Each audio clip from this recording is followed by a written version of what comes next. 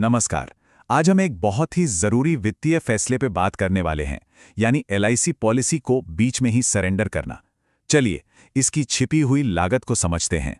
अक्सर पॉलिसी धारकों के मन में यह सवाल तब आता है जब या तो उन्हें पैसों की जरूरत पड़ जाती है या फिर कहीं और निवेश का बेहतर मौका दिख रहा होता है। तो इसका सीधा सा जवाब है हाँ, पॉलिसी बीच में बंद की जा सकती है, लेकिन इसका जो वित्तीय असर होता है वो चौंकाने वाला हो सकता है। शुरुआती सालों में तो नुकसान 70% तक भी जा सकता है। तो चलिए इस पूरे मामले को ठीक से समझने के लिए हम इन 6 बिंदुओं पर एक एक करके नजर डालेंगे। तो सबसे पहले ये समझना जरूरी है कि आखिर ये पॉलिसी सरेंडर होता क्या है। मतलब जब हम कहते हैं जल्दी एग्जिट, तो उसका मतलब क्या है। इसे ऐसे समझिए जैसे कोई फिल्म बीच में ही छोड़कर बाहर आ जाना। थोड़ा समय तो बच जाता है, लेकिन फिल्म का अंत क्या था ये पता नहीं चलता और टिकट के पूरे पैसे भी वसूल नहीं होते। और हाँ, एक और जरूरी बात, पॉलिसी सरेंडर करने के लिए भी कुछ शर्तें हैं। ऐसा नहीं है कि कभी भी कर सकते हैं। अगर ये शर्तें पूरी ना हो तो पॉलिसी सिर्फ लैप्स हो जाती है और हाथ में कुछ भी नहीं आता, जीरो वैल्यू।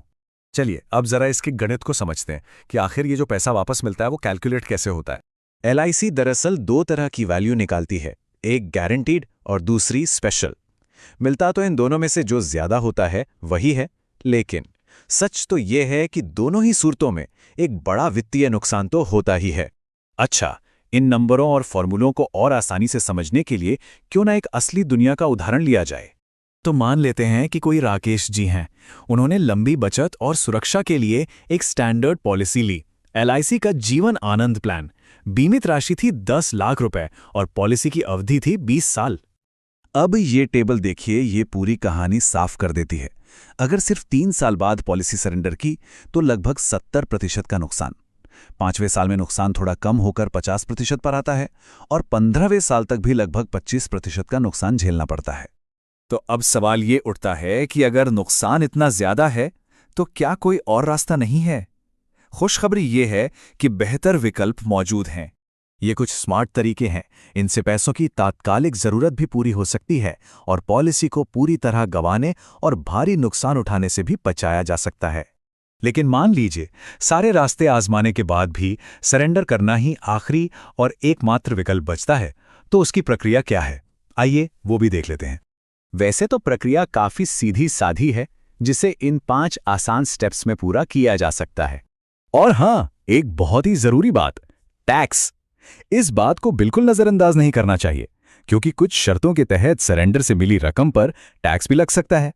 तो चलिए अब इस पूरी बातचीत को समेटते हैं और आखिरी फैसले के सबसे जरूरी पहलू पर आते हैं। असल में सबसे जरूरी बात यही है कि एलआईसी पॉलिसी कोई शॉर्ट टर्म निवेश नहीं है।